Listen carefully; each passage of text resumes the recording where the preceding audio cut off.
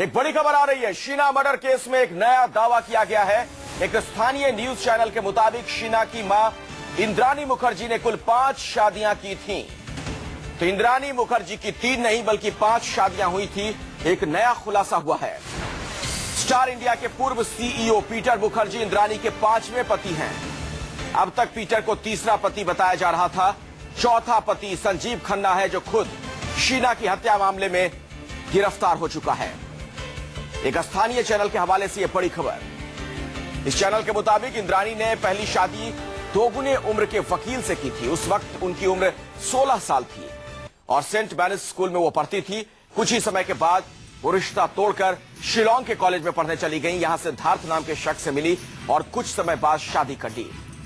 आरोपों के मुताबिक ये शादी भी कुछ ही वक्त तक टिक सकी। तो इंद्रानी का ये इंद्रजाल, जिसे बताया जा रहा है पतियों का जाल, वो तस्वीर आपके सामने है। इंद्रानी दोनों बच्चों के साथ गुवाहाटी में रही। माता पिता के घर आ गई, होटल का काम शुरू किया। इसी बीच उसकी साहिल से मुलाकात हुई।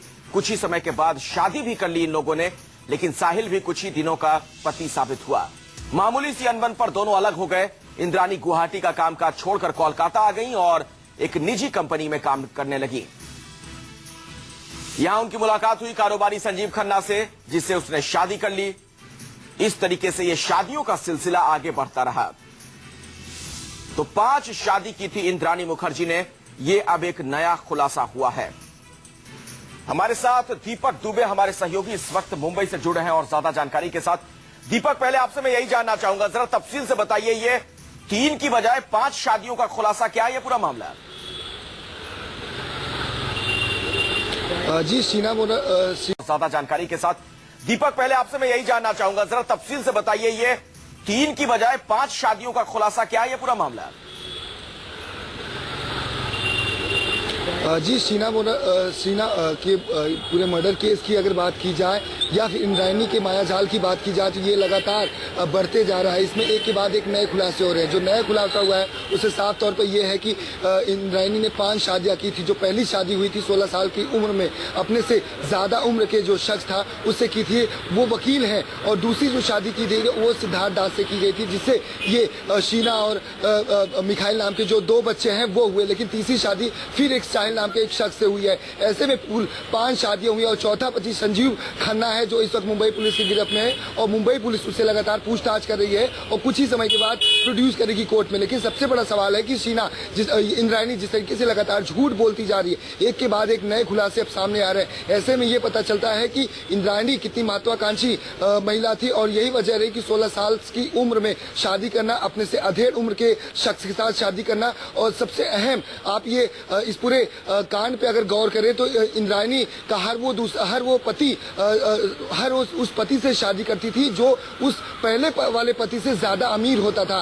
पहले वाला पति वकील था, दूसरा सिद्धार्थ दास और तीसरा साहिल था और चौथा संजीव खन्ना और 5वां जो अब सामने आया कि पीटर मुखर्जी थे। ऐसे में जो भी पति से शादी की एक के बाद एक वो उससे ज्यादा अमीर हुआ करते थे। यानी कि हमेशा से इंद्रानी की यह मकसद रहा है, उसका एम रहा है कि अपने जो सपने हैं वो पूरे करना है, उसके लिए वो कुछ भी करने को तैयार है। और यही वजह है कि 16 साल की उम्र में शादी करना, घर से भाग जाना और उसके बाद अपने से अधेड़ उम्र की शख्स से शादी करना। ऐसे में ये मुंबई में आके जिस तरीके से उन्होंने एक पूरा मायाजाल रचा, पैसों को लेकर, एक शोहरत को लेकर, एक बड़ी कुर्सी को लेकर। आपके पास लौटूंगा। इंद्रानी के बेटे ने भी कल दावा किया था, मिखाइल ने, कि उसकी मां पैसे की भूखी थी।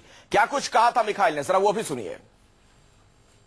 A property issue also, because when I got in the media that I'm the next target for as planned by them, I can now think that might be I was the target to get this home, get this property.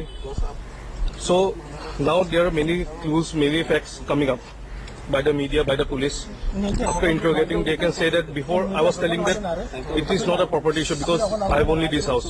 Might be now this might be an issue also because by killing me, by killing my grandparents also, they might take this house in for their possession. Because for fame, she has married so many people for fame and money actually.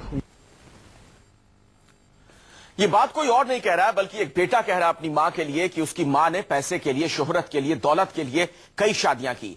दीपक, बहुत चौंकाती है ये बात और इससे ये अंदाजा लगाया जा सकता है इंद्रानी मुखर्जी की फितरत के बारे में कि उन्हें किस तरीके से पैसों की भूख थी, कितनी ज्यादा उनकी महत्वाकांक्षा थी कि एक के बाद एक शख्स को उन्होंने सीढ़ियों की तरह इस्तेमाल किया। पति जरूर बनाया, लेकिन सिर्फ और सिर्फ अपनी तरक्की के लिए, आगे बढ़ने के लिए। जी अखिलेश, यही वजह है कि हर वो दूसरा पति से शादी वो करती थी इंद्रायणी जो पहले वाले पति से ज्यादा अमीर होता था। और इस पूरे केस में अगर आप देखें तो जो 5 शादियां इंद्रायणी ने की हैं 16 साल की उम्र से लेकर अब तक, जो भी शादियां उसने की हैं वो अपने से ज्यादा जो पैसे वाला हो और पहले पति से ज्यादा पैसे वाला हो। जो 5वीं शादी जो पीटर मुखर्जी से बहुत ही पैसे वाले और रसूखदार थे, सोसाइटी में उनका नाम था, इंडस्ट्री में उनका नाम था। यही वजह है कि जब वो यहाँ पर आई और मैनेजर के पद पर वो थी, तो वहां से किस तरीके से इनकी पूरी एक टर्निंग लाइफ पूरी चेंज होती है और सीईओ के पद पर भी तैनात होती है। एक बड़ी सोसाइटी में उठना बैठना हो जाता है इंद्रायणी का, जिसका वो इंतजार कर रही थी, काफी समय से कर रही थी कि वो एक सीढ़ी उन्हें मिल जाए, जो सपने वो पूरा करना चाहती है। और यही वजह है कि एक के बाद एक शादी की और झूठ भी बोला। जिस तरीके से उन्होंने तमाम वो शादियां की, पीटर की बात की जाए या संजीव खन्ना की बात की जाए, दोनों ने ये बात कही है कि हमें ये नहीं पता था कि इसकी पहले शादी हो चुकी है। या फिर ये कहना कि शीना और जो मिखाइल नाम के दोनों इनके बच्चे हैं, ये अपने आप ये बताती थी कि ये दोनों इसके भाई बहन हैं। ऐसे में ये देखना अहम है कि किस तरीके से इंद्रायणी का जो एक पूरा मायाजाल था झूठ का, फरेब का, जिस तरीके से रचा गया था मात्र अपने लिए कि वो उस शोहरत तक पहुंच जाए जहां पर वो पहुंचना चाहती है। और यही वजह है। मैं दोबारा लौटूंगा आपके पास, हमारे साथ बने रहिएगा। शीना मर्डर केस में एक और बड़ा खुलासा हुआ है, उसके बारे में भी दर्शकों को बता दें। बताया यह जा रहा है कि शीना की मौत के बाद इंद्राणी ने संजीव खन्ना को मोटी रकम दी थी। इस रकम से संजीव खन्ना ने कोलकाता में एक पॉश इलाके में होटल खोला। होटल का नाम 1459 रखा गया। यही नहीं, संजीव खन्ना को कोलकाता में फ्लैट लेने के लिए भी इंद्राणी ने पैसा दिया था। तो साफ है कि तलाक के बाद भी इंद्राणी और संजीव खन्ना के बीच गहरे संबंध रहे। शीना की हत्या के बाद दोनों में मुलाकात हुई, बातचीत का सिलसिला बढ़ा।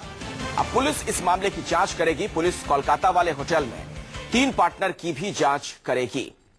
तो यह एक नया खुलासा हुआ है कि संजीव के संपर्क में लगातार थी इंद्राणी मुखर्जी और बाकायदा उसे पैसे भी दिए गए थे ताकि वो होटल खोल सके। यह एक नई जानकारी अब निकलकर सामने आ रही है। दीपक दुबे हमारे साथ, हमारे सहयोगी लगातार बने हुए मुंबई से।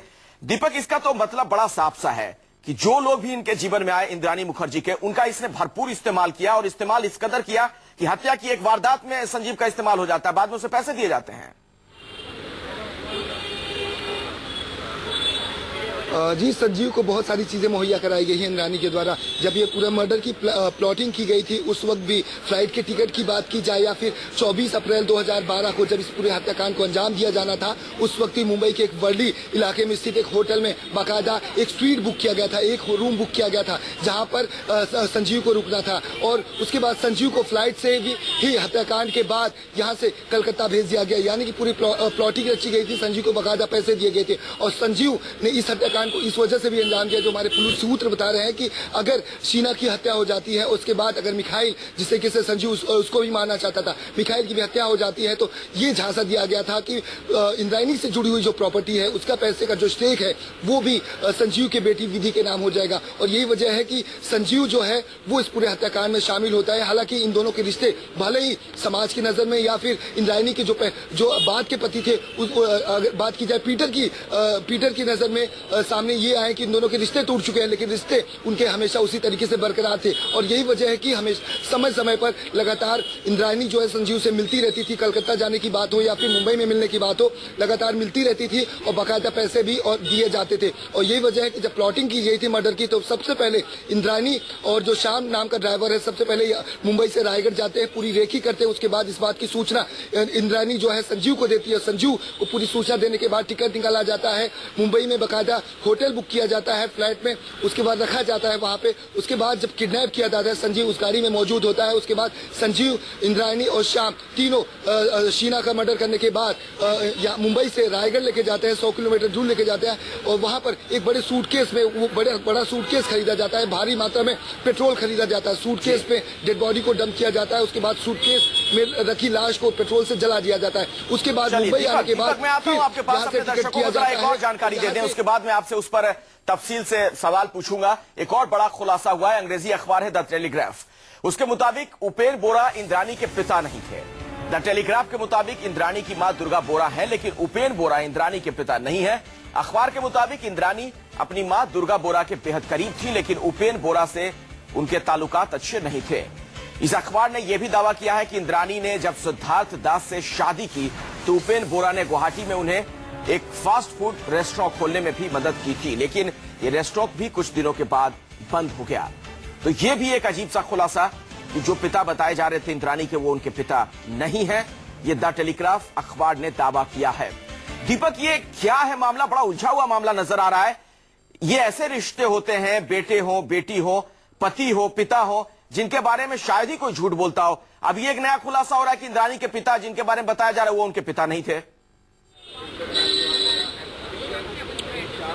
जी, ये 68 घंटे से ज्यादा का समय हो चुका है अखिलेश, लेकिन आप ये जाने कि अभी भी इस रिश्तों में ऐसे तमाम वो बड़े पहलू सामने आने वाले हैं जो आप सुनकर, तमाम लोग सुनकर चौंक जाएंगे, क्योंकि ये रिश्ता अभी भी पूरी तरीके से सुलझा नहीं है। एक के बाद एक गुत्थी जिस तरीके से सामने आ रही है वो और भी उलझती जा रही है, चाहे वो शीना से जुड़ी हुई बात हो जिसमें रिश्तों की बात हो, या फिर ये इंद्रायणी के पति की बात हो, और या फिर अब जो नया मामला सामने आ रहा है कि इंद्रायणी के पति, इंद्रायणी के पिता का कहना है उपेन बोरा का वो उनके पिता नहीं है। ऐसे में तमाम वो बड़े खुलासे हो रहे हैं और इसमें रिश्तों के जो भंवर में इस शीना कांड की मिस्ट्री पूरी तरीके से एक फंस चुकी है, उसे देखना अहम होगा, क्योंकि अभी भी ये पूरी तरीके से साफ नहीं है कि इस रिश्तों की जो भंवर में मिस्ट्री फंसी हुई है आखिर उसका अंजाम क्या होगा। अभी भी तमाम ऐसे बड़े खुलासे होने हैं जिसे देखकर आप चौंक जाएंगे।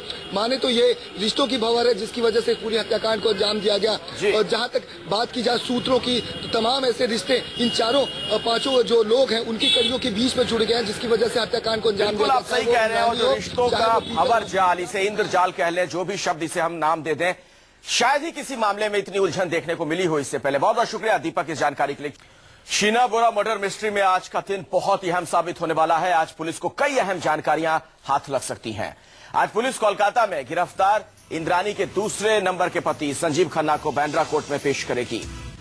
कोर्ट में पेशी के बाद आज पुलिस संजीव खन्ना, इंद्रानी मुखर्जी और ड्राइवर श्याम राय को आमने सामने बिठाकर पूछताछ करने वाली है।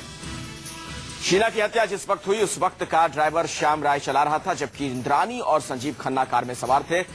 गुरुवार को संजीव खन्ना ने पुलिस को यह बताया था कि 24 अप्रैल 2012 को जब वो मुंबई इंद्रानी के साथ जा रहे थे तब उन्होंने शीना की लाश कार में देखी थी।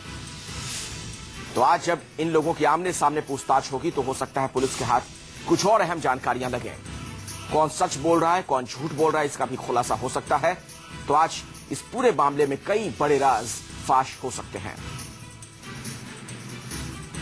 शीना मर्डर केस में पुलिस उस आईपीएस अफसर की भी तलाश कर रही है जिसने शुरुआती दौर में जांच को रुकवा दिया था। 24 अप्रैल 2012 को शीना की हत्या हुई।